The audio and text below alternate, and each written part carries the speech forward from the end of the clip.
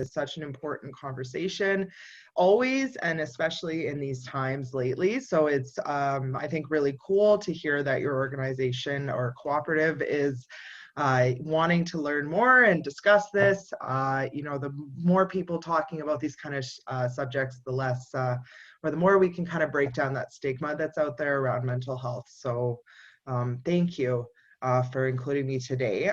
So my name is Melissa Halama, and so I work with CMHA as an advocacy and wayfinding coordinator, and a little bit of Jane of all trades. I get my hands in a few different pots depending on what our agency's needs are. My main role, though, as advocacy and wayfinding coordinator means that I offer one-on-one support to people living with mental illness and their loved ones and caregivers to navigate through the system, find the right supports they need, and advocate directly on their behalf when needed. So that's sort of my main sort of hat I wear when I'm at CMHA. I also help co-facilitate our Caregiver Connections support group. So I'll talk, it is at the end of the presentation, but just to mention now, that is a support group for caregivers of someone living with a mental illness that I co-facilitate with a peer facilitator. So if that's of interest to anyone, if you are a caregiver, and we focus a lot around sort of self-care and what you need to do to sort of set better boundaries, all sorts of different topics, but all focused on the caregiver themselves. I've been with our organization for 6 years now. I started in our distress line program, answering our distress line calls, and working through our contact center in our 211 program, as well as supporting our volunteers, and have moved into this advocacy and wayfinding role last year now. So lots of different experience that I have through working with our programs. My education is just a bachelor's in psychology as well. I completed a addiction studies certificate last year to just kind of further enhance my knowledge. So still floating around with ideas of doing a master's in the future here, but enjoying kind of the work I'm doing currently with CMHA. So we'll see on that one to come. But yeah, I really hope to kind of just share some of the things I've learned through that work with you all today, and focus this around maintaining your mental health and wellness during these stressful times. So just to help focus our conversation, I've just brought with me kind of a brief PowerPoint. I'll be cognizant of time as much as possible, Leo, but probably will take about 30 to 40 minutes to Let's do it. Let's enjoy. Go ahead. Thank you. So the topics we'll just kind of focus around through this presentation is just sort of defining what mental health is exactly, and some unique considerations in relation to these times we've been in lately. Looking at those unique, or how the stress of COVID kind of presents unique challenges right now, defining the concept of resiliency, understanding how resiliency helps get us through difficult times, and just to kind of generate some ideas about coping and supporting our resiliency through different self-care practices, or different practices to maintain your own your well-being. I've also just included at the end just a slide, as I mentioned, about some other CMHA programs that you may find useful. As well, I've also included some other just external resources that I'm aware of that I've been referring many of my clients to throughout these times. I'll remove this here so I can go to our next slide. Sorry guys, let me just make sure, where are we here? There we go. There we go. Perfect. So it sounds like we have some people from the not-for-profit community, maybe already familiar with some of this already, and that's awesome to see. But I thought we would just start with kind of talking about what does really mental health mean? Because it's a term we hear a lot, and there's maybe different understandings of it out there in the community. So, I mean, overall, mental health is a state of emotional and mental well-being. I mean, what does emotional well-being really get at, though, is a good question. I really like this definition that comes from the World Health Organization, just because it really fleshes out and further defines what that well-being might look like on an individual basis. So we can just read this together here. So mental health is a state of well-being in which a person can realize their own potential, cope with the normal stresses of life, can work fruitfully and productively, and is able to contribute to their own community. Sorry, it's dry in here. All right. So, you know, mental health and physical health are strongly connected. You know, one does influence the other. Another thing that kind of comes up is that mental health and mental illness are really not the same thing, but are connected terms that can be used interchangeably and kind of influence another. And so the ways in which they are connected is poor mental health can develop into a mental disorder, and having good mental health helps to support recovery from a mental disorder. In a way that they differ, kind of mental disorders are medical disorders, which must be diagnosed by a professional. And reflecting on these kind of notes and preparation for today, I was also thinking a lot around people when they think of mental health and what that means. Sometimes just look at it as just the absence of mental illness. And there's a whole body of psychology that's gaining popularity over the last maybe 20 years or so, I would say, called positive psychology. And this actually focuses around the concept that, you know, mental health is not just that absence of mental illness, it's also the addition of different things that we can do to help ourselves flourish and thrive best in the world. So really cool area of psychology, something very, very interesting to me, because I think it's not only kind of helps further break down that kind of stigma of looking at mental health, but it gives some helpful kind of strategies when you start looking into some of the research that's been done around it. I wanted to kind of break this definition down further too, just to look at kind of how COVID challenges our ability to stay mentally well. So just kind of looking at the first part of the definition where it's talking about potential. So that's a very future focused terms, you know, defined as having or showing capacity to develop into something in the future. I mean, right now, there's so many unknowns in the future. We don't know what next month's going to look like with, you know, the world is constantly changing right now. And a lot of our potential has been kind of put on hold right now. And I think people are grieving as well, the potential they've lost for their futures, for their plans, for their professional plans, for their personal plans, their travel plans. And you know, those feelings of grief and loss can affect us all in different ways, and there's secondary losses that can stem from that as well. So you can definitely see some of that going on right now. And the next part I wanted to just focus on within here is coping with the normal stresses of life. Well, I don't know if anyone else feels the same, but what we're going through right now is definitely not feeling normal. You know, all of these times as of late are not something that is unprecedented in our times. And so we're just constantly in this state of trying to adjust to a new normal, as they say, as we work to incorporate new information, new rules, new routines, changing numbers of COVID cases every day. And there's just so many different things going on that we're not used to living in this kind of world. And whether our lives have been affected a little or a lot, everyone is impacted in some way, and no one's life is feeling completely normal right now. Another part of this is that our normal coping mechanisms may not be available right now. So we can't go to the gym maybe, or we can't go to the gym and feel safe about it and comfortable about it. We can't spend time with others like we used to, especially maybe those elderly family members within our families, or, friends, to travel to other cities to see friends that maybe we usually see. Has all been sort of limited right now, and we're just limited in the social activities that we normally rely on to help us combat stress. I know for myself, I'm someone who usually enjoys going to lots of concerts and live events like this. But none of that's happening. So that for me has been a tough kind of coping mechanism that has been taken away over the last few months, and there's not really a lot to necessarily replace that. So that is a lot different now as well. Sorry,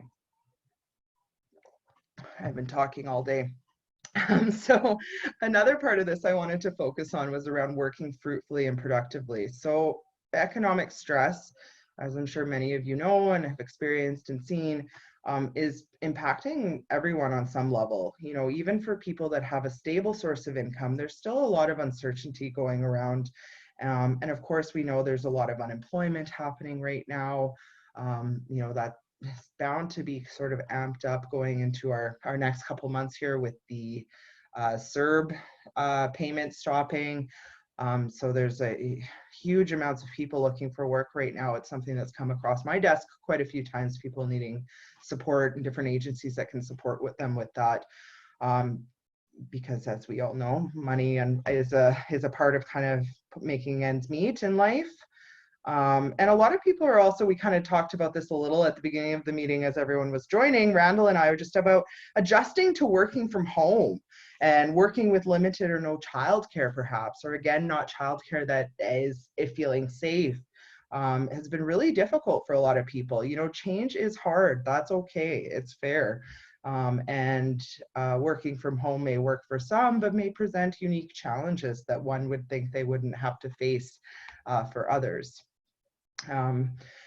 Also, actually, another interesting part of working fruitfully and productively is some are feeling less safe at work right now, which can influence their mental well-being and ultimately their productivity. So lots of different stuff going on with that part. And just lastly, I wanted to focus on just making a contribution to others.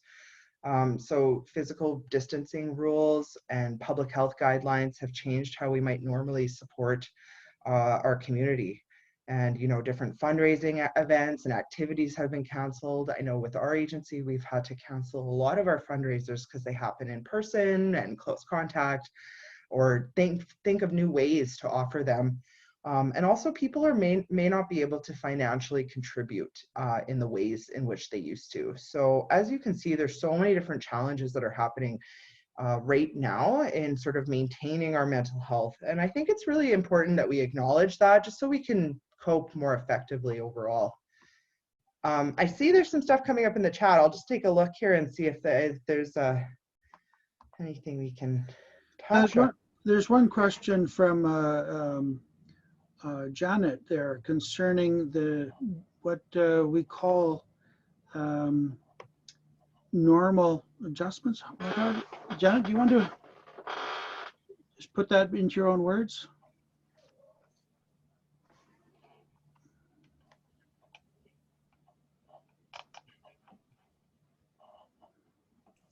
Hello, I'm Janet. sorry, I was muted.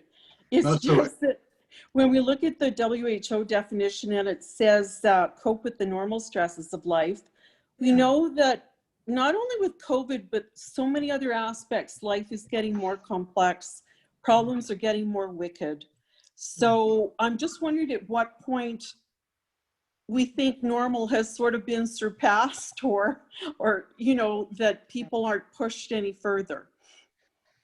Yeah, that's a really great comment, sort of that collective stress that's happening, not just because of COVID, just maybe the climate of our world overall lately. Yeah, and I don't have an exact answer for that. When do we say this isn't normal anymore, and how do we overcome that? I think, you know, as with many issues, I think recognizing that, you know, recognizing that these are not normal stresses that we're going through, not to get too political, but some of the political things happening in the world right now are again unprecedented and can feel extremely heavy, I think, for everyone, right?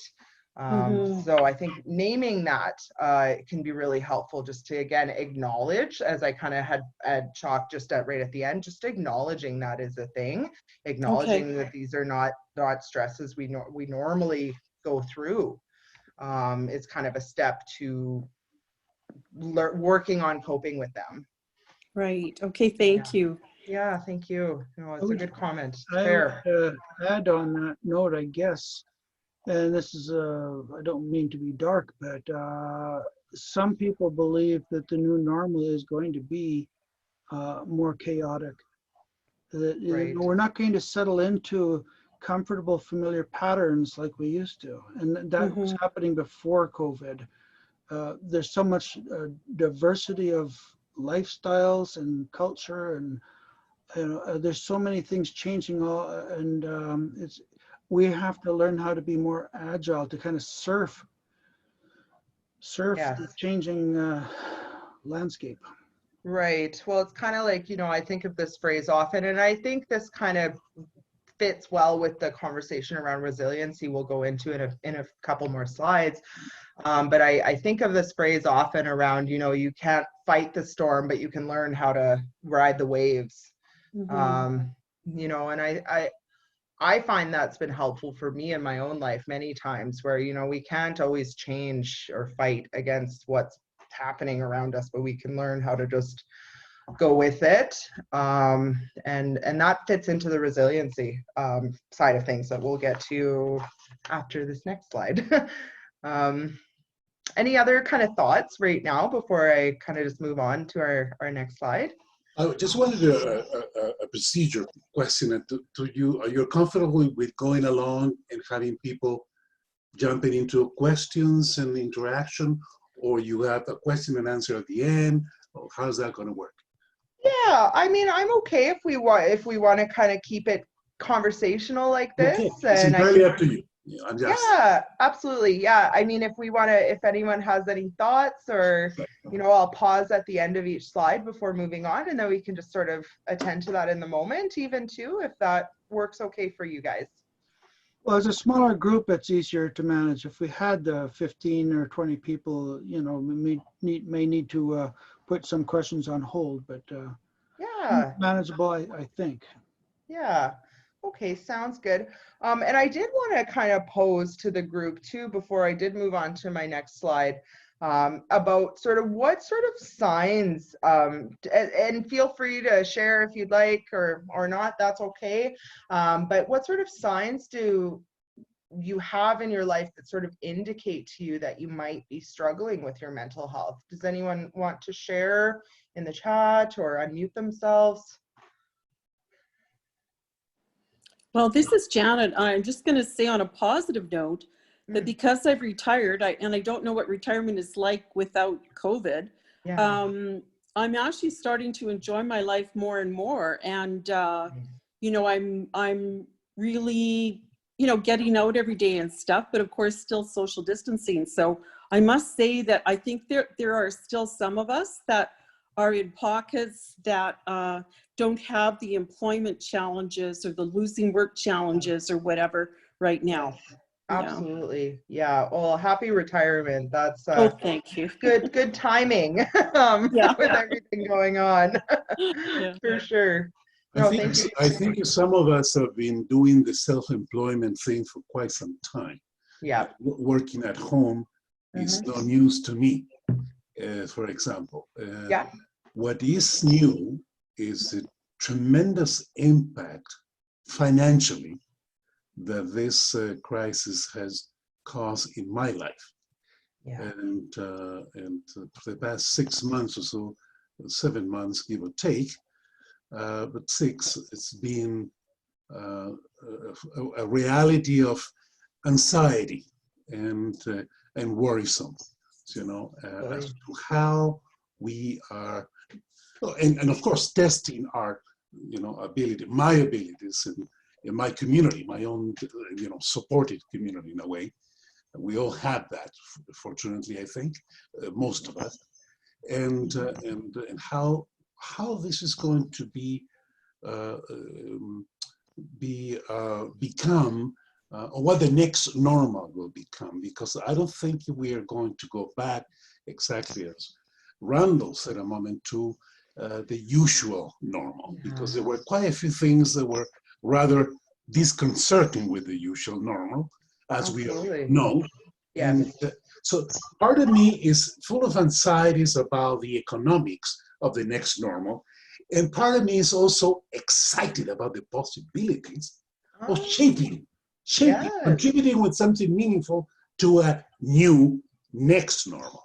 You know what I'm saying? I do know what you're saying, and we're jumping ahead to the slide after, but that really does fit well within the ways we can be resilient is viewing, I don't want to jump too ahead of myself, but viewing issues in our lives or struggles in our lives as a challenge to overcome and an opportunity for growth or change in a positive way. So that's cool to hear that you're feeling that way. That I imagine will help you overall through things. Sorry, I was just getting distracted by the chat there. Yeah, no, thanks for sharing. But yeah, there's a lot of uncertainty still going around. You know, are we going to return to normal, or what will normal look like? How long is this pandemic with us, and what will the economic kind of fallout be like after this is settled down?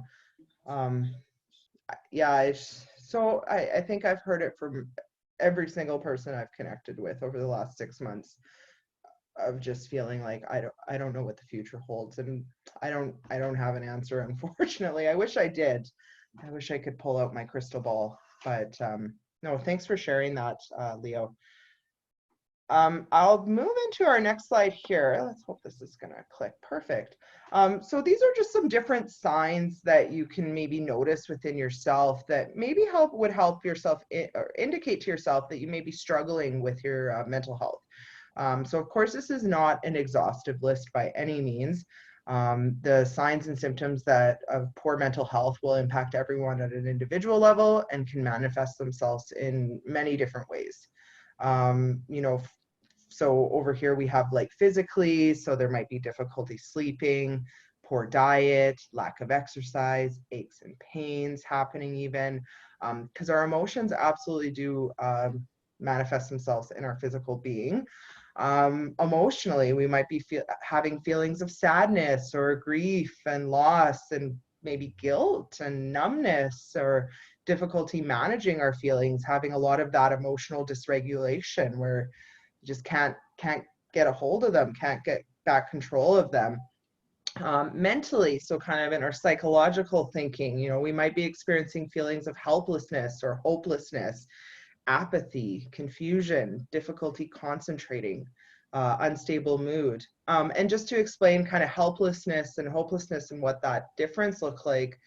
So hopelessness is having just feeling no hope, no positive optimism for the future, you know, nothing, feeling like, no, I have nothing to look forward to.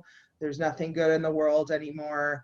And helplessness is more that idea of feeling like there's no one else that can help us get out of that hole, so to speak, and that there's no one that could understand what we're going through, that it's just not possible. They often come hand in hand, but can exist separately as well. And that can be a really dark place to pull someone out of. It can cycle and just compound on itself as it goes on. And then spiritually as well, you know, we might be struggling to find meaning in the world. We might be struggling to find connection, questioning our faith, if anyone here is of a body of faith of sorts, you know, so there's lots of different ways. You know, for example, for me, personally, like, I know I'm struggling with my mental health, especially with the difficulty sleeping. I love sleep. I love sleeping in. I fall asleep pretty easily when I'm doing well. But if I'm finding myself taking 2 hours, sometimes 3 hours to fall asleep at night because my brain can't stop running through ideas and thoughts, or if I find myself waking up lots during the night or waking up just not feeling rested, that's a sign for me that something might be off and I may need to sort of attend to that or cope with that. So, you know, these signs and symptoms may come and go as well. One week you might be sleeping just fine, and the next week you'll struggle. And, you know, that's okay. We can do our best we can at any given moment and learn to notice these signs and attend to them, and, you know, keep plugging along and persevering. We are all human beings, and so these things may come up for yourselves, but it's great to have your attention, again, going back to that acknowledging these different signs or symptoms. you know, and while we have talked about how COVID has created some unique challenges to maintaining mental health, and while it does present an ongoing source of stress for us in the foreseeable future, I'm hoping to also kind of convey a message of sort of hope today. So, you know, we can weather the storm both individually and collectively.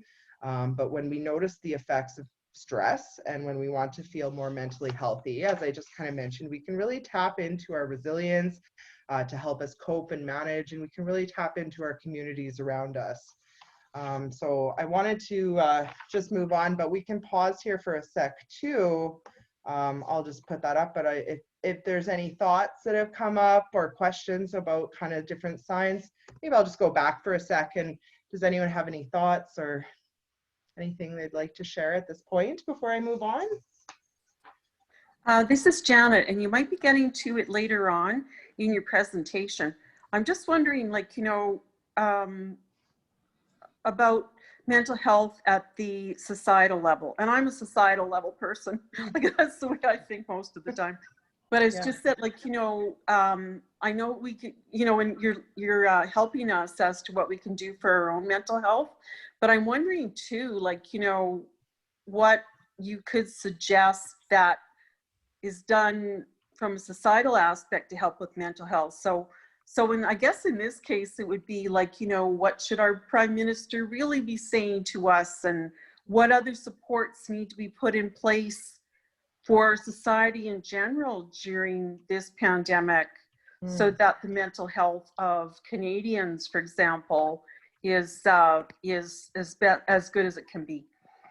Yeah, absolutely. Well, I mean, we had a bit of a step in the right direction, I think, when this pandemic started, where there was some additional funding given for supportive programs in Alberta, but I think we need more of that. I'm really feeling my advocacy side of my role here kicking in here, where I think, you know, I say this to anyone where they have an issue where they think the government needs to change, where we need to write those letters to our MLAs, to our MPs about these issues and raise them, because I think, yeah, the more funding that can be provided for mental health services, and not just, you know, in the not-for-profit sector, but in our provincial government sector, I think we need, just speaking maybe a little off, just kind of personally and opinion-wise, but we just need so much more mental health services overall, and so much more like extensive supports.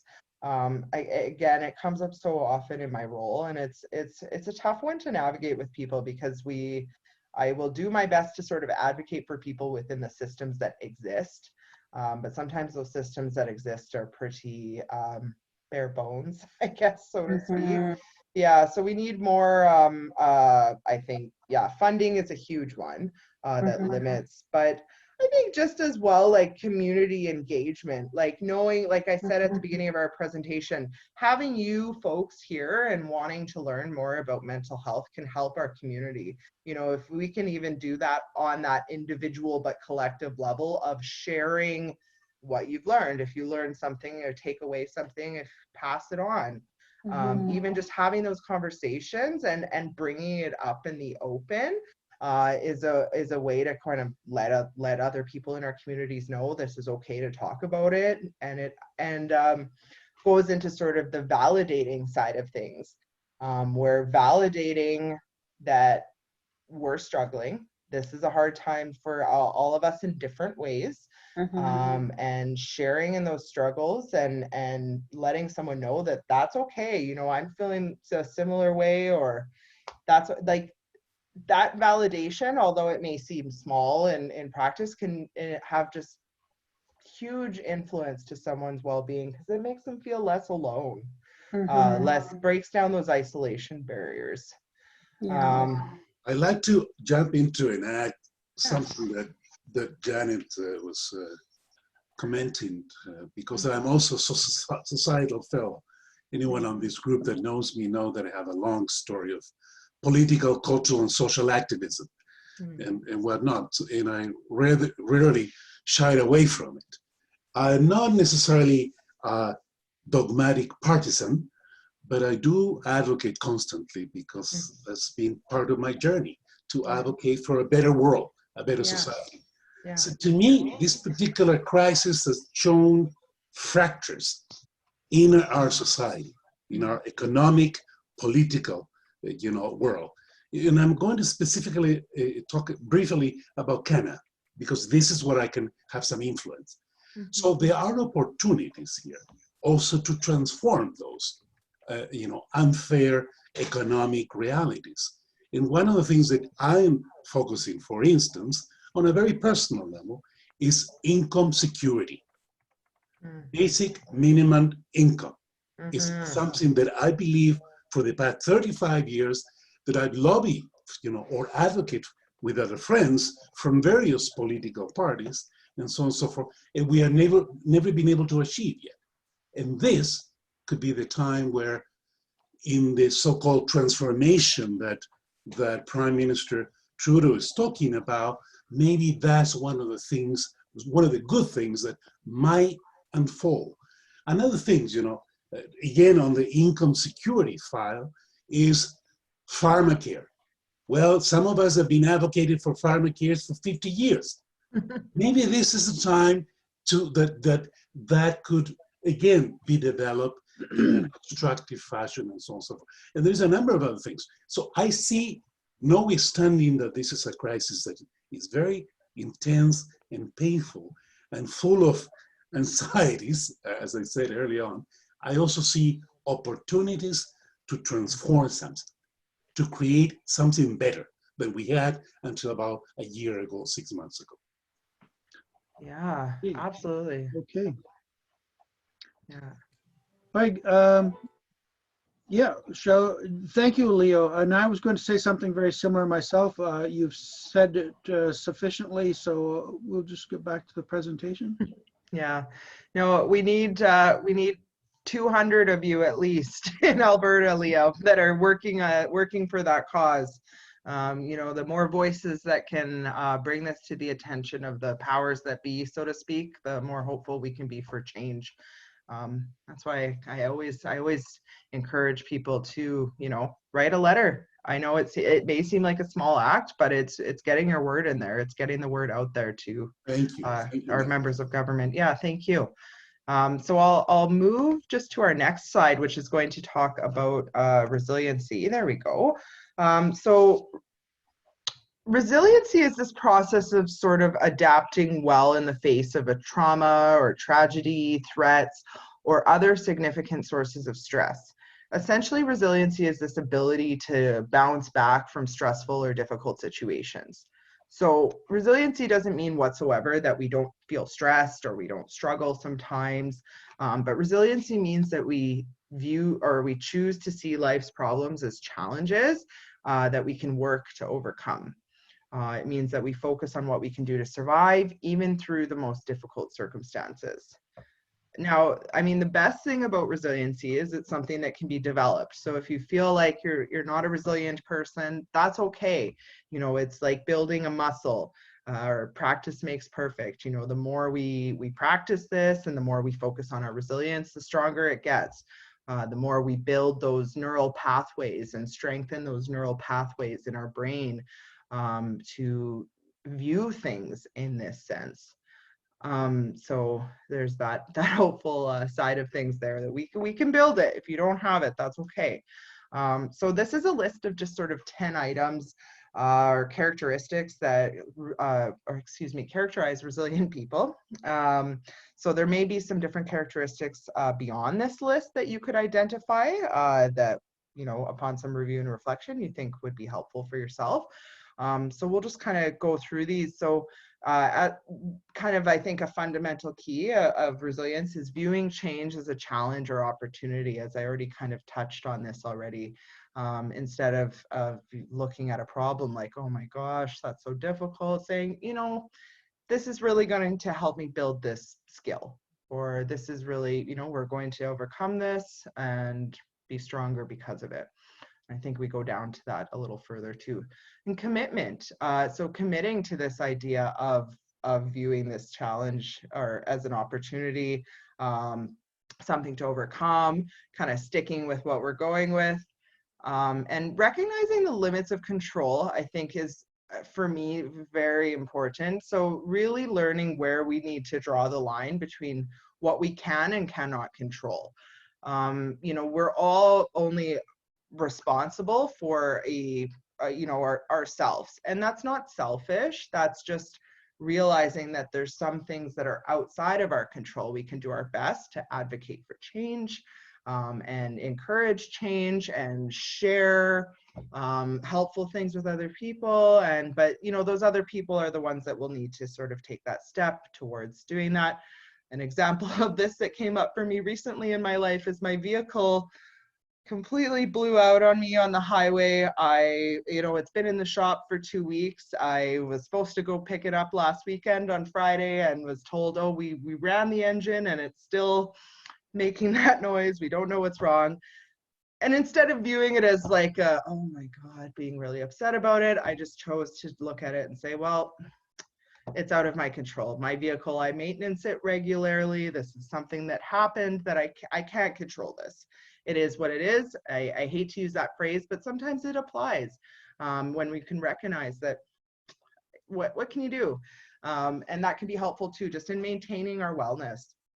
Engaging the support of others too. We're human beings, we're social creatures. We appreciate that interaction with other people, and if we are struggling, if those signs of struggling are coming up, thinking about, well, who can I reach out to in my community right now? And that might not just be meaningful for you, that might be meaningful for them as well, because actually there's been research that's been done to show that when people give support as well, it helps them feel well.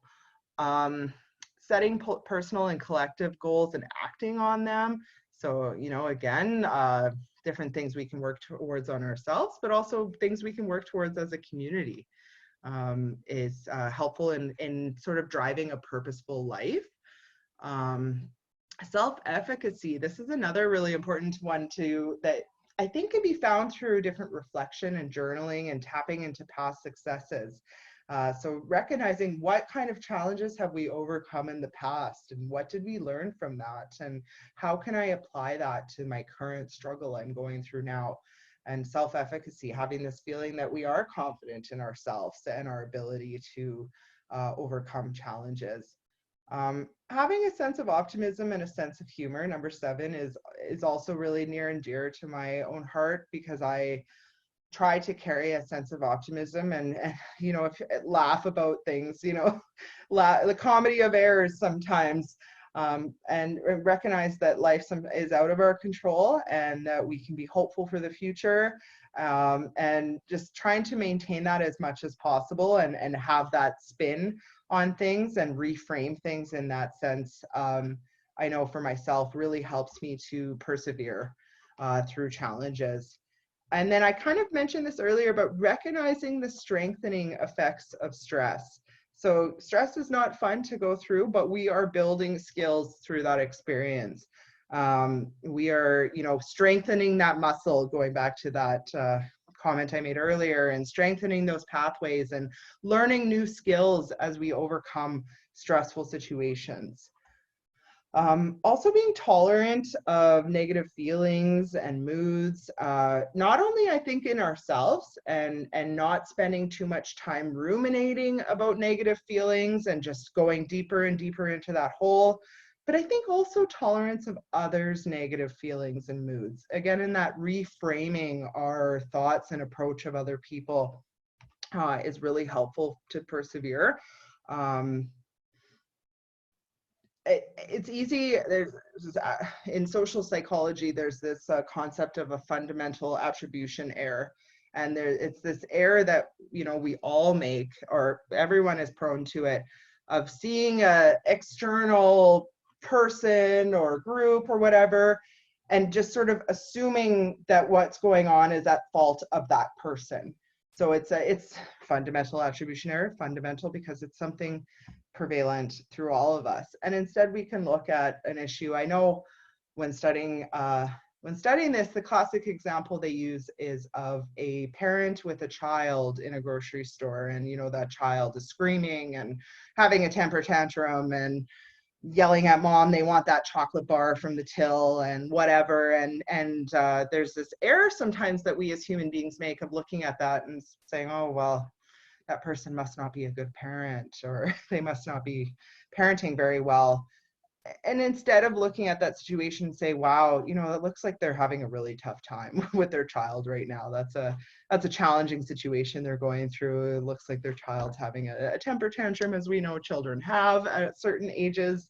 And so just reframing, you know, being tolerant of that. And lastly, faith or spirituality. You know, having that sense of purpose, something that gives us meaning in the world, something in which helps us understand how we interact with others, can also be really helpful for resilience and maintaining that resilience. So, you know, when we tap into this resilience and view life's problems as challenges that we can kind of work to overcome, I think it increases that likelihood that we will take actions that will just allow us to overcome our problems. You know, for example, in our agency and many of your own work or whatnot, perhaps, we've had to make a lot of changes to how we do our work. I know in my role, one of the main things we help people with in terms of advocacy and wayfinding is helping fill out forms. Now that our office is closed and we can't meet in person, and a lot of my clients don't have printers at home, which is one of the things we help them with. So I've been having to get creative in terms of mailing out forms, mailing them a blank envelope with a stamp on it, trying to find ways to work around it. So rather than being, you know, overwhelmed by it, you know, being resilient just means sort of going with the flow, riding those waves, seeing it as a challenge. How can we figure this out? Learning all this new technology. So we can kind of learn more effectively by adjusting our attitudes and see this as an opportunity. You know, we can think about as well how changing our work and ways we work, offering these remote possibilities, maybe for people that transportation to come to our office downtown was really traditionally challenging.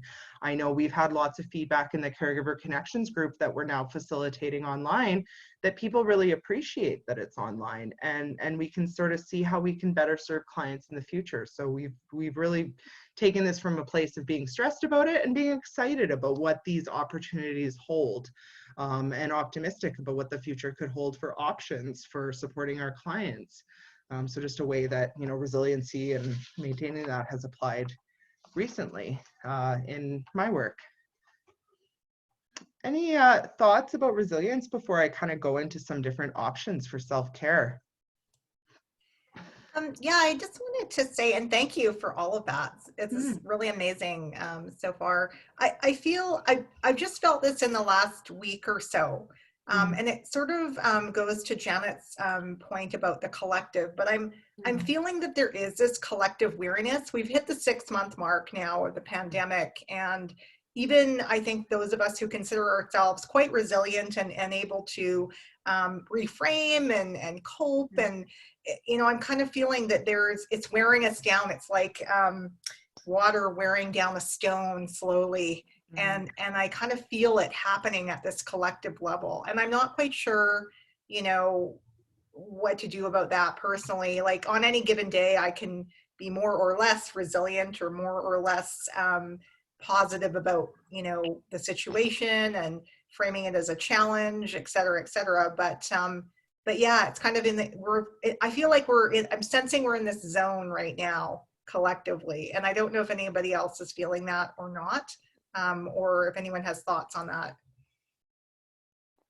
Totally. Yeah, I'm feeling that for sure. Kind of that COVID fatigue, feelings of just like, how long is this going to go on for? Like, you know, I really liked your analogy you used of a water wearing down a stone, because we can be as strong as we want, but that water will break us into two eventually, right? No, I'm definitely feeling that again. It's not knowing the future and what that will look like. I'm not sure how better to answer that, but I can definitely agree that I feel that. Anyone else been feeling that too in our group today?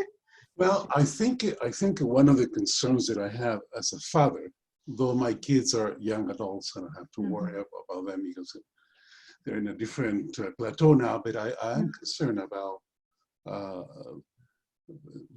parents of young kids and the impact on the children's emotional well-being that all this is having. I wonder if I'm not so sure if it will be too imposing. Maybe Amber, I don't know if Amber has, if you have kids, but I wonder if May could briefly talk a little bit about parenting in this particular moment. What are the challenges that you're dealing with? Yes, so as you mentioned, like income security is one of the really important elements in that during this difficulty time, right? And then for me, I'm from the Chinese community. Another part is that we can see from some news there's lots of discriminations against the Chinese community. That's why we also have kind of fears and worries about our social status. If anyone showing those hatred behavior to us, what we can respond. And then how about the kids in school? If other kids saying some really bad words to them about their community or those Chinese culture, and then how can we educate those kids yes, how can you respond to those kind of behavior? And then our kids in Canada, they consider they Canadian, right? They learn both culture. And then in the past, probably everything seems it's good, peaceful, but I think the reality is that there's always discrimination exists in the society, right? Yeah. So yeah, for me as a parent, the first thing we worry about now the school is reopened. We worry about they couldn't keep the social distance, and then or maybe there's any breakout or something happens in school, and then what can we do? And then keeping those kids at home and online learning, that's a challenge and opportunity, but does it impact the kids social development, right? I think it's really important, the school setting is kind of good opportunity to let the kids to develop their social skills. But if keeping the kids at home, what can we do? Yeah, that's one of our worries.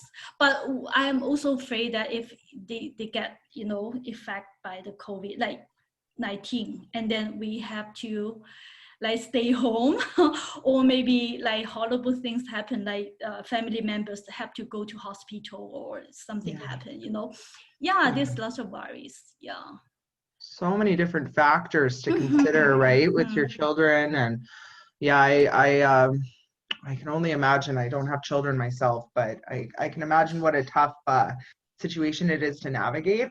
And going back to kind of, our comments about racial discrimination, it's so never okay for one child to say something hurtful to another child like that.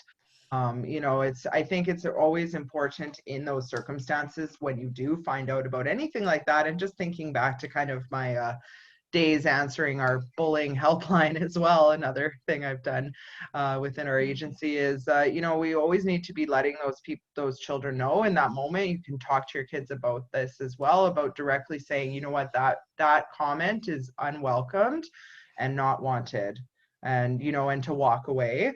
It's not always easy, but then also to inform the school administrators is always important. So talking to your children about, who a safe person at their school that they could go and talk to about this if this happens, because it does need, I think intervention for that does need to also happen at an administrative level, from the school's perspective, and they need to be informed about these things happening, because they're really it's not okay in any fashion, ever all right. I hope it's something that we can get rid of in our society, but I think Randall had said that, I think racial discrimination, I liked what you had said here about racial discrimination maybe heating up as pandemic pressures build. and I think that applies. I don't know if anyone else has been feeling this, but I'm just feeling that way about all sorts of just discrimination and anger. I don't know if anyone else has been finding the world has become a little bit more of a hostile place as of late. I've been thinking about that a lot, and of course it goes back to my days as a teenager in 1960s when I was, listening to TV on race riots down in Chicago and Detroit, when I was, meditated on the nature of prejudice and found that really the only thing we know for sure is our own selves. But I think that there are some animal instincts being triggered by the pressures that we're facing. When people are under threat, they look for a demon, as something that, a threat, a real threat that they can identify and deal with. And unfortunately, things like skin color or ethnicity is just too easy to pick on. It kind of goes to our reptilian brain of, there's us against them, and we have to protect ourselves. I don't like to think of people who are in that state as evil, as much as my instincts are, so far against that. But I think that we have to be really tolerant to understand and deal with people who are so in such a bad state that they look at skin color as like a defining matter of of virtues, and it's crazy. Or that kind of fear of the other. So I think I just like to jump right in there to comment to the fact that none of this happens by accident.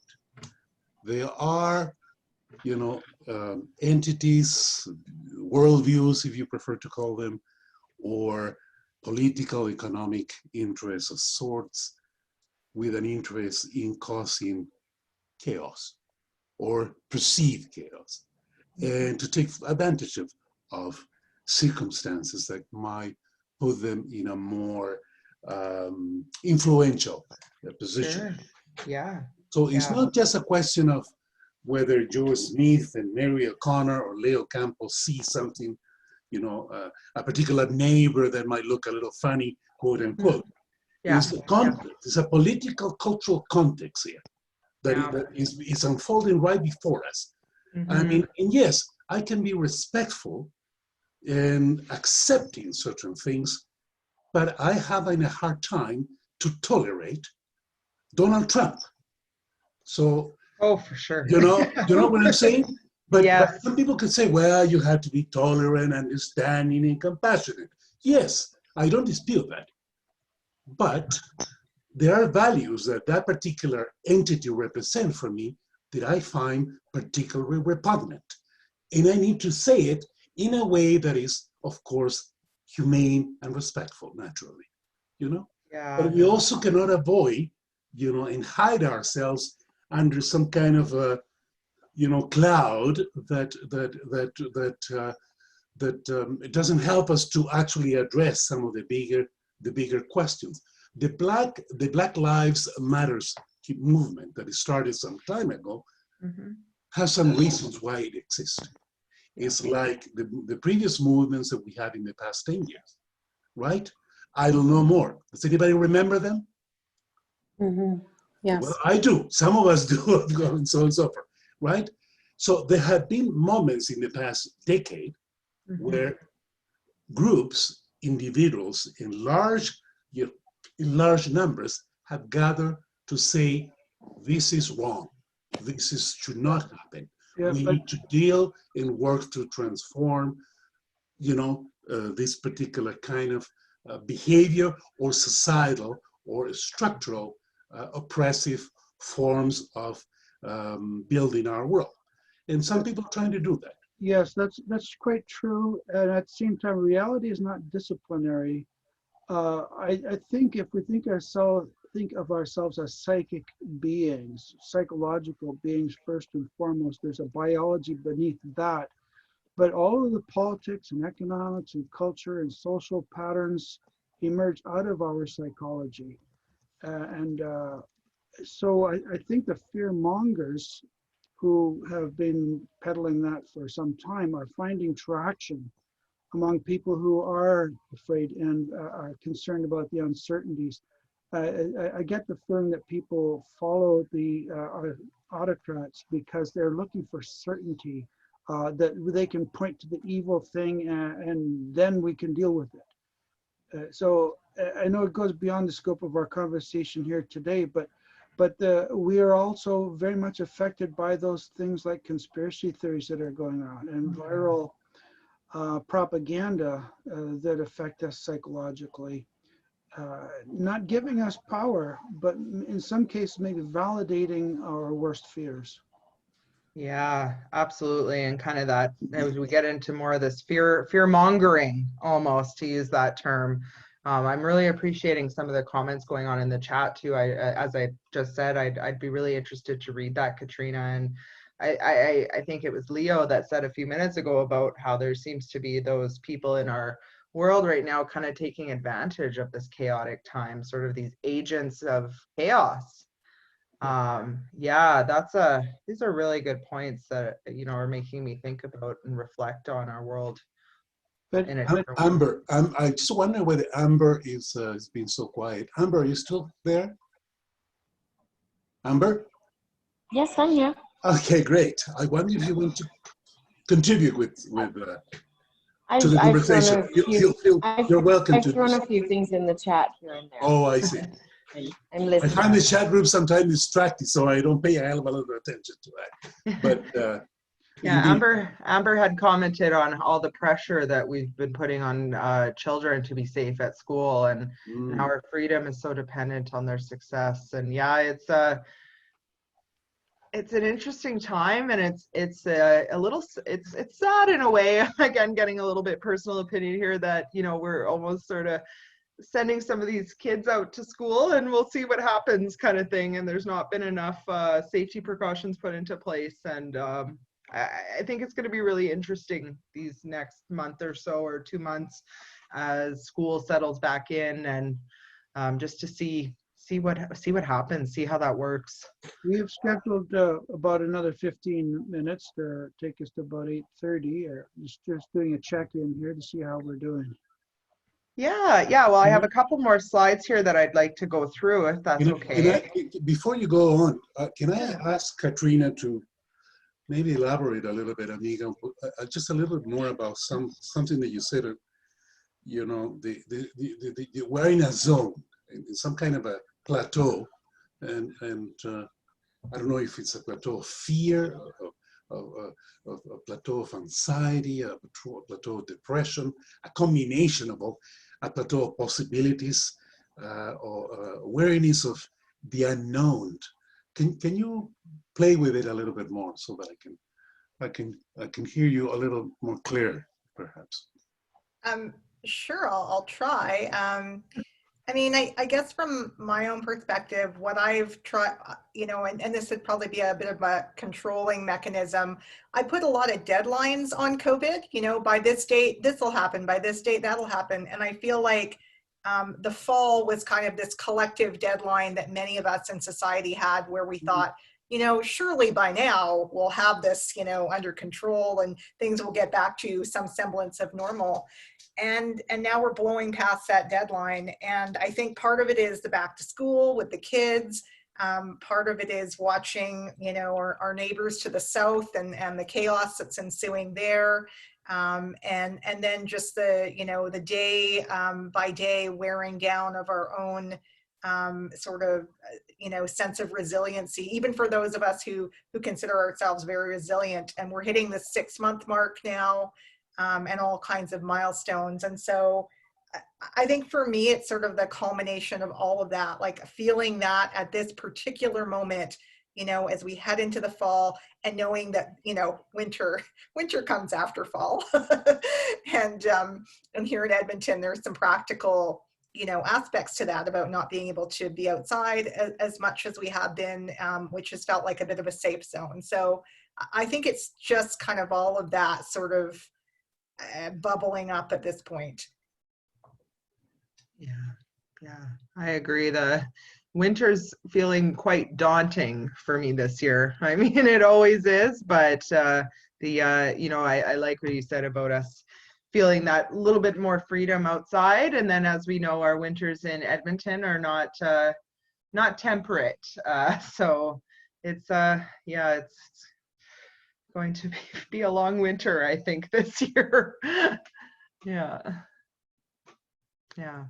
It's going to be a long winter, and I think, if I hear you right, Katrina, and correct me if I'm wrong, Amiga, I think the challenge here also is to sort of you try to sort of put emphasis on the constructive, what is something that we can do, that we can support, that we can engage, either building something new, like we are trying to do with Wayfinders Business Cooperative as a platform co-op and so on and so forth, contributed with a particular cause maybe, or engage in some kind of proactive advocacy of sorts, you know, with some local groups. For example, I'm reasonably well connected with a group that I'm sure Katrina and everyone here probably have heard. It's called End Poverty Edmonton. Oh yeah. Right.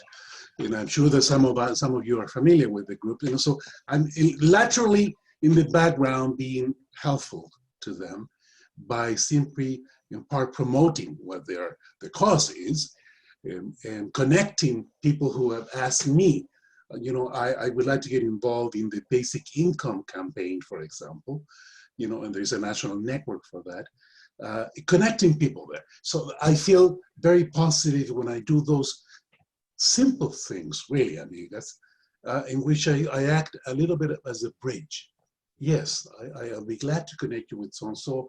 I do the introductions, and I'm delighted when I hear something back saying, oh yeah, the person that you referred to us, she's involved, or he's involved, thank you very much. And that to me is nurturing, you know, from you know, a standpoint of being human, okay, and never forget who we are, you know, at our core level. Mm-hmm.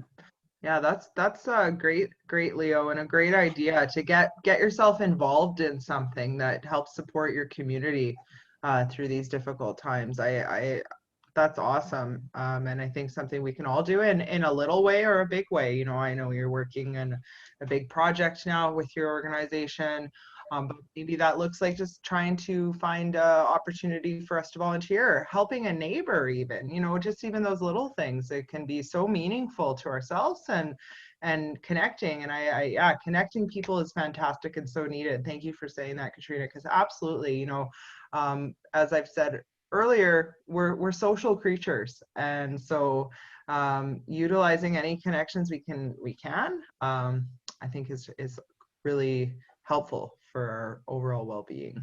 Just sorry to point it out, but we've got about 10 minutes left, and some people may have to leave at 8:30, but we have a couple more slides to do, and Yeah. you can open it up again after that. Yeah, absolutely. Yeah, so I'll go through this kind of options for self-care. Probably something that I'm sure everyone has heard about at some point or another. So as we've kind of identified when signs that can tell us that we maybe need to amp up our self-care. So these are just different actions that we can take to help maintain or improve your mental health.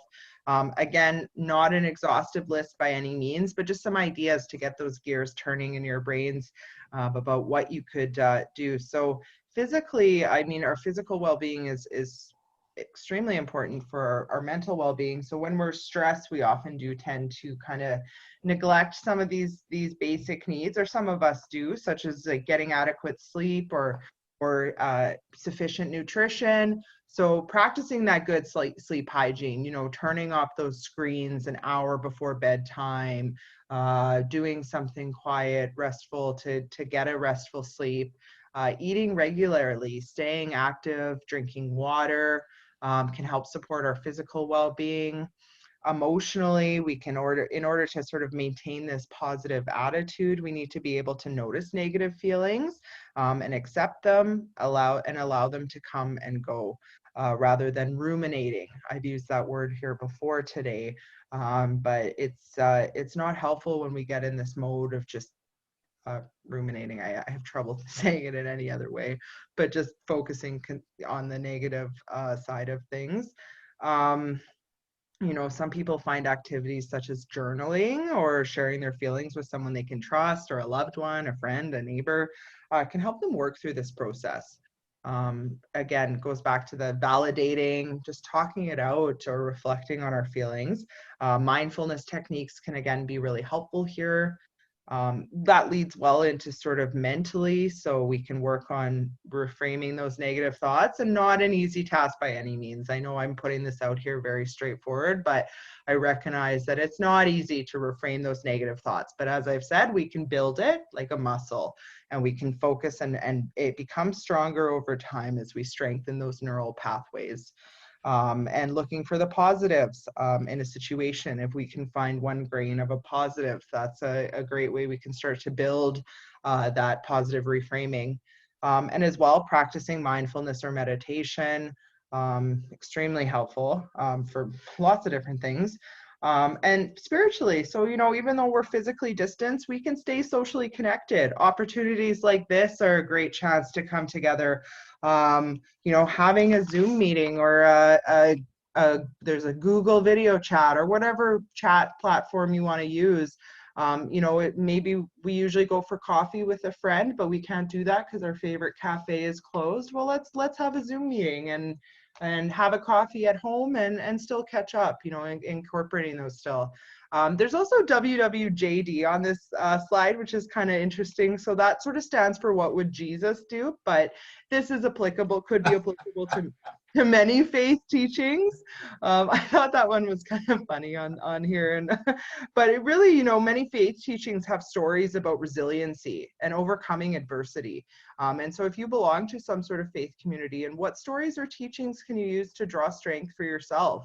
And how does your faith or your faith community help you to cope? And how does it give you strength from within? This may apply to you, it may not.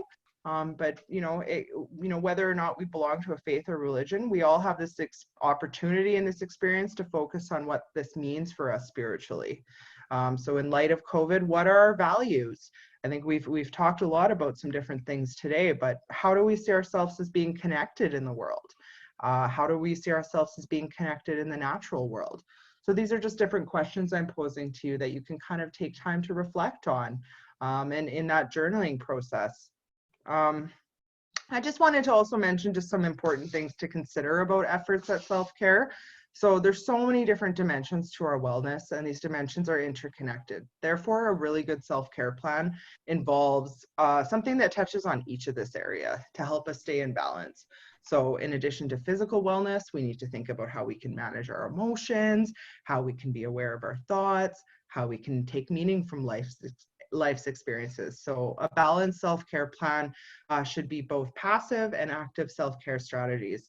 You know, focusing on too much physical fitness may injure our body and without adequate rest, or spending the day on the couch watching Netflix may provide a great distraction for that day, but it doesn't take us towards solving our problems. So, you know, self-care a lot of times gets thought of as, oh, well, it's having a bubble bath and lighting a candle and having a piece of chocolate cake or something like that. But that's a very surface level way to look at it, because self-care can incorporate all these different things we need to even just do in our life. Sometimes self-care looks like emptying our dishwasher that day, or making sure we clean up our living room, right? Or clean up our yeah, it's, you know, and that's kind of bringing that balanced idea into it. Balance and equilibrium. I think that's what we're aiming for, right? Absolutely. Yes, for sure. And we can do that by making sure we're attending to all these areas of our lives that we need to.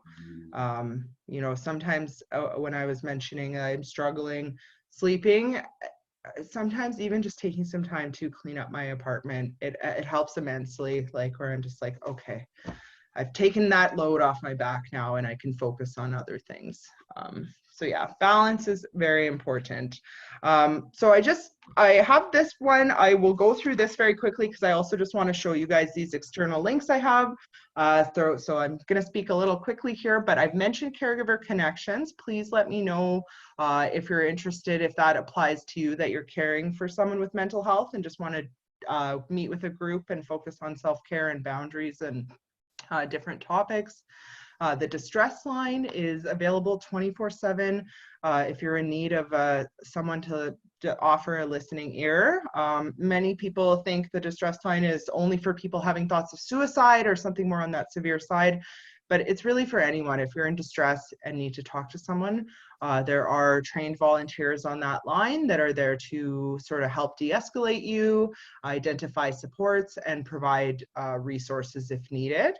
And 211 Edmonton is an awesome resource. Actually, I should say 211 Alberta, fairly soon here, rolling out Alberta-wide. But you can dial 211 from your phone. You can text just 211 and get all sorts of community information and referral, not just for mental health, but all sorts of basic needs and low-cost services. So many different things we receive calls about on that line. If you ever do have an issue and you're just not sure where to start or where to turn, 211 can be an awesome starting point for that. And sorry, I'm buzzing through a little quick, but just to be cognizant of our time, I wanted to also share these different pages here. So at the first one, if you follow this link here, so it's the University of Buffalo. I'm not sure, can you guys follow it from there? Probably not, hey? Let me go back here, actually. Just want to share this so you guys can use it. Remember that Randall is recording this, and that we will be sharing this information with the participants as well, right? So great, okay, don't worry awesome. too much about that at the moment. Okay, awesome. Sounds good. So I'll just go to the link and show you. So this link is from the University of Buffalo, from their School of Social Work. And there's tons of information on how to kind of develop your plan of care for yourself. There's different self-care assessments to really work further on those signs you may be struggling, or to figure out areas that you could maybe work more on for yourself. So lots of different resources to kind of read through from this bar here that you can poke around on your own, pretty self-directed. Another really kind of neat website that's come across my desk in the last few months is the Stress Strategies. So this is a very self-directed and reflective activities that you can do to work through kind of common stressors. It has great, so you actually can build your action plan of how you would like to manage your stress and what that needs to look like. So again, kind of just to kind of click. So there's different sort of common stressors in life, and there's some prompting questions that will come up as you sort of work through them, and it asks you if you want to reduce the stress or get rid of the stress. And then I believe you can print or save your action plan once you've created it from there. And then just finally, I've been really liking the videos on this website. So this is largely driven by this Howitt HR Consulting, so Dr. Bill Howitt, and it's different webinars.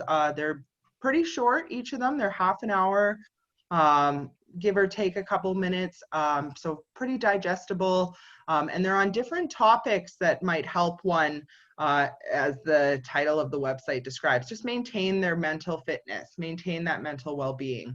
So prioritizing sleep, and there's one on journaling if you need some more guidance on how to effectively journal. This one I've been interested in watching, Mindful Hydration. I haven't had a chance yet, but it's about sort of taking mindful breaks as we drink water even throughout the day. Supporting others. Social Contagion might be appropriate, kind of based on some of the conversation we've had today.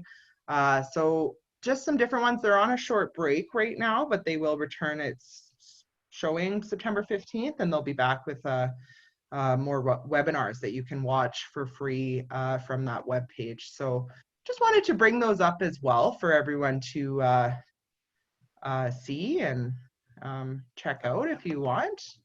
Thank you. I know that we're getting close to the end, but we don't have to rush necessarily. But something that Janet mentioned once or twice also, and she put something on the chat room, and I think Katrina may make reference as well, but it's about relationships with our partners and boundaries, and how do we listen to each other? I think we're all in this group, correct me if I'm wrong, is in some form or a relationship with our spouses or partners or lovers or what have you, friends, you know, and so on and so forth. And at this particular time, you know, I think it's, to me, speaking for myself, I pay a little closer, even closer attention to my spouse's moods, if you wish, and you know, her routine. She goes to work part-time, and she works in a fairly public place. She works at Save on Foods, as a matter of fact, and she's very proud of her job there. Her first job in Canada to begin with. She's originally from Mexico, by the way, and but you know, paying a little more attention, even cultural challenges and dynamics that she is also learning as she journey her new life in our city and so on and so forth. I wonder if anybody else could comment or add to it at all. Maybe Janet, you had something in mind when you put something about boundaries? Well, it's just that, and also Hector, I do need one of those relationships because I'm not in any right now. but besides that, but you could be. Yeah, I could be, hopefully. I don't know how I'm supposed to meet them in the pandemic, but anyway, no, I've been reading a lot about boundaries lately, or I've been watching YouTube videos that are about boundaries and how important it is to set them. And it is a concept that I have been coming across lately. So when I come across something like that, I know it's something that I personally need to work on more, is to put up more boundaries, because I am quite empathetic. But I think it's this whole thing about, like, you know, if we're not looking after ourselves, but we're trying to look after everybody around us and do everything for everybody. I think there's this concept there about making sure that we are also really looking after ourselves. And I know you've really been focusing on that in this presentation too, about looking after ourselves, but I just wanted to put it in as a reminder that there are boundaries that we can set with regard to how we're doing, and making sure that we're getting what we need to be healthy at the same time as helping others. Absolutely. Yeah. You know, and having good boundaries is kind of fundamental if we are going to be out and helping others, because especially if you are someone that's very empathetic, and it can start to break down your own well-being. And again, you know, it's not selfish to make sure we're setting those boundaries, and it's just sort of helping keep our tank of gas empty. So we are full, I should say, sorry, the other way around. So we can continue to help.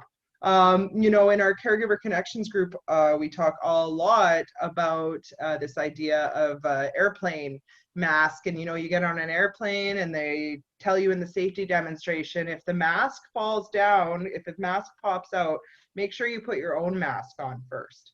And that's because, you know, if you are trying to put on your child's mask or someone that needs help with it, and then you don't have your own mask on, and then you pass out, well, you're not going to be helped to either of you at that point.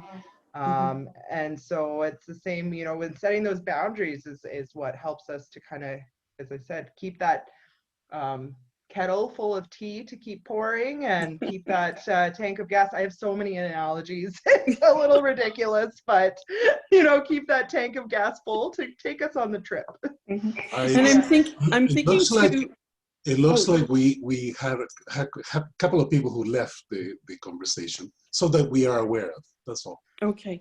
No, I was just going to say, I think too, I'm not in a relationship other than with grandchildren and children and stuff like that, but and my grand dog. But, you know, I think it comes down to communication too. I think, like, you know, for people who are in relationships, you know, it's really trying to be more aware of what they themselves are needing so that they can communicate that with their partner.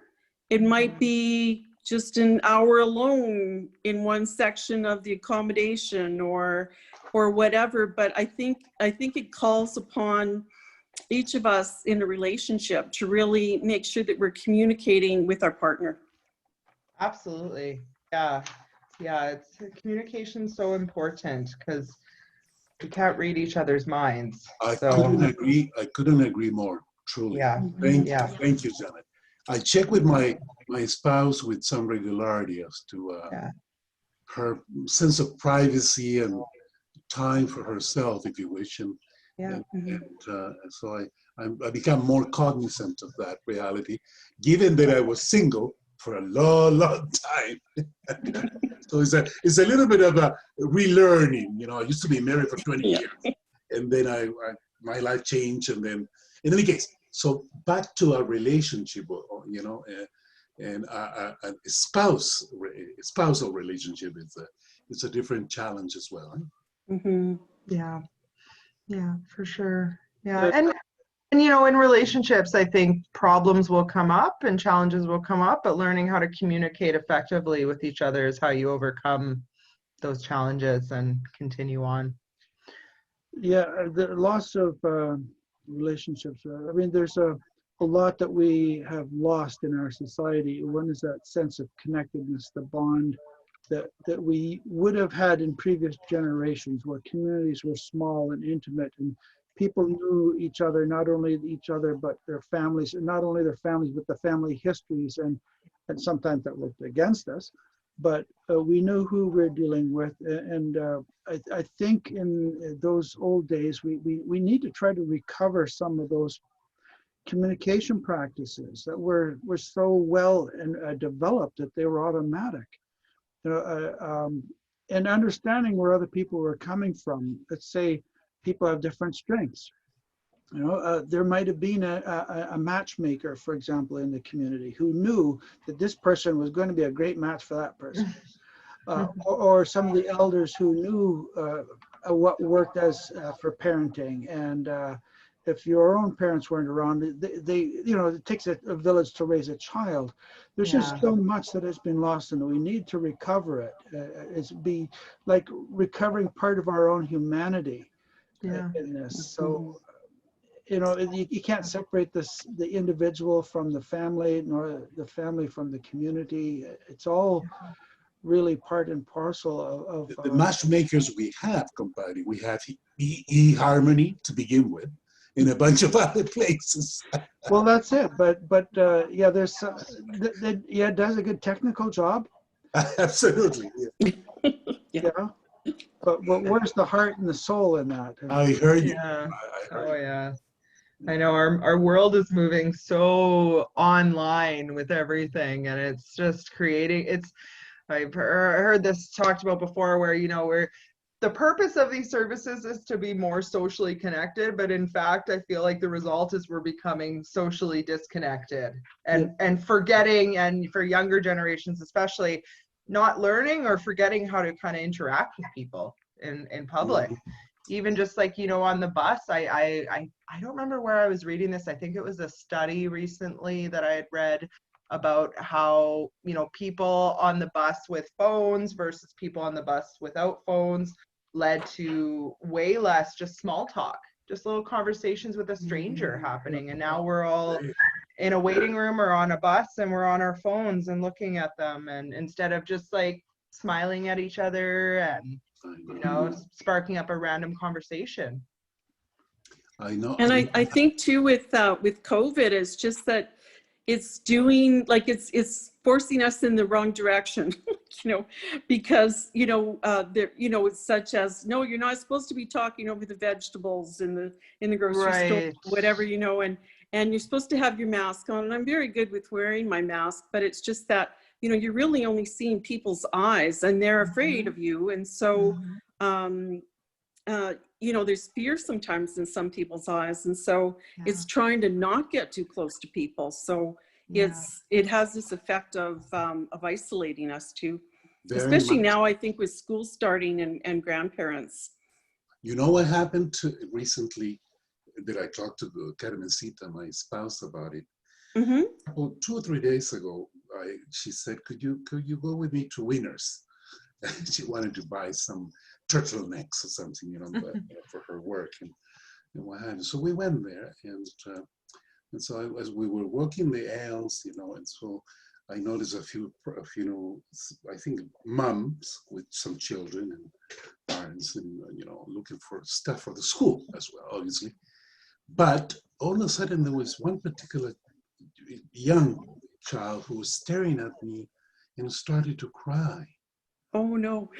And, and I look at him and I said, "What's the matter?" And he was pointing at me because he was on a stroller, and I see fear, okay, worry, concern, and I remove my mask and I smile. He stopped crying. I was profoundly moved by that. I had to Yeah, I can't remember the age of it, but babies can recognize smiles and happy emotions from a very young age. They learn to recognize that. So, but if they don't see our faces, because we have this thing on our face all the time, you know, so I remove my mask for a moment simply to reassure him. Yes. I used to have little ones around as well, so. You have to draw a smile on your mask. That's a good idea. Would you do it? I need that. I'm always like smiling at people, and it's like my eyes are tired from smizing, as they call it. I'm like, I can't smile anymore with my eyes. We're going to have to wrap it up though somehow tonight. Can we just go around and ask people what their final thoughts might be? How did you enjoy this cafe today? I was hoping to, I just have a really short survey that is prepared just to evaluate, we're a very evaluation focused agency. Would it be okay if I posted it in the chat? And if anyone would mind just filling it out, it's just a few short questions. Absolutely. There's no learning without feedback. There's no improvement without learning. Absolutely. Yeah, Melissa, I don't know if you know, but I own Childborn. Yes. It's a dear friend of mine. She told me, yeah, she wanted me to say hello, actually. Please say hello to her as well. I will. We worked together many, many moons ago when I was with Canada World Youth in an international youth exchange program. And I spent about 5 years working with that organization. This would have been in the 80s. So we were much younger, of course. But that relationship of friendship continued over the years. She's an amazing woman. Yeah, she was, she thought the presentation that I was doing for you was the other day. She's like, oh, how did it go with Leo's group? And she was asking about you. So I will for sure pass on your hello to her tomorrow or the next. I won't be out at the office, but on Friday I'll let her know. Please do. Maylene, is something that you'd like to say? Oh yeah, that's my first time, to join this group. And then thank you, Leo. I just like randomly go to the LinkedIn to check the message, and then I see your message. And then I said, wow, last minute, but that's a very great opportunity to meet you guys and then to learn a lot of stuff from Melissa. And then really nice to meet you here. Yeah, so nice to see you. Hopefully we'll have you back, next time. Yes. Yeah, just send me those information, and then I'm so glad to join this group and then keep in touch with everyone here. Yeah. Beautiful. Thank you for joining us, Maylene. Yeah, thank you for joining us in your comments. And Janet, do you have some final words? Well, I just really appreciated this session because I really don't think any other Zoom calls. And so I really appreciate the aspect of getting together with everybody about this really important topic. Because as we know, mental health is not adequately funded even before the pandemic. So, you know, is such a crucially important area. And I really appreciated the presentation and will take much away from it. And I especially like that we could be free and discuss so many issues that are going on. So thank you so much for organizing this. And thank you, Melissa, for the presentation. I really enjoyed it. Well, I'm really glad to hear that, and I will echo your comments about really appreciating just all the conversation we've had outside of the presentation, and just everyone's willingness to share and just really get into the issues. I really have enjoyed this conversation tonight. Oh, great. Yeah. Thank you. Absolutely. And okay, Leo, do you have any final words? Well, I'm just full of appreciation and gratitude really for everyone who was here tonight. Maylee and Amber and Katrina, of course. It was wonderful to see her again after such a long time. And Janet and Melissa, thank you again very much. And to Randall, of course, for being a great co-host and whatnot. And so we'll be back with a Nani Cafe in about 2 weeks from now. Yes, Back to you. Okay. forward to that. I mean, Louis, who's a co-op development consultant, is putting together a package on co-ops. I like the way he's drawing on our nature, human nature, as we are cooperative creatures at heart, and it's looking good. So we'll keep you posted on that. Melissa. Thank you, Melissa. Yes, thank you. Thank you. Okay. Well, then we shall end on this note that we started, and keep in mind that we are all in this together. The solutions are those that we put together collectively, one way or another, and so many brains are better than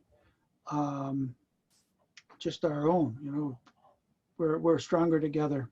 Indeed, we are. So let's go back into that troubled world and make a difference.